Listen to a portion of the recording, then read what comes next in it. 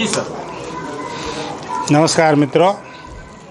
14મી જાન્યુઆરીએ ઉત્તરાયણનું પાવન પર્વ છે અને આ પાવન પર્વે આપણે બધા જ ગોળ ચીક્કી, તલની ચીક્કી, સિંગની ચીક્કી, સાથે સાથે પતંગ પણ ચગાવતા હોઈએ છીએ. દર વર્ષે ભારતીય જનતા પાર્ટી પોતે પતંગ બનાવરાવે છે અને અમારા કાર્યકરોને અમે આ પતંગનું વિતરણ કરીએ છીએ. આ વર્ષે પણ અમારા આદરણીય પ્રદેશ અધ્યક્ષ સી આર પાટીલ સાહેબે પણ અમને સૂચના આપી હતી.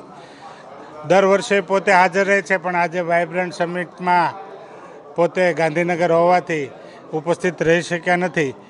તો અમે આ પતંગોનું બધા જ કાર્યક્રમોમાં આજથી વિતરણ શરૂ કરવાના છીએ અને પ્રત્યેક વોર્ડમાં આ પતંગો પહોંચશે એવી વ્યવસ્થા અમે ગોઠવી છે.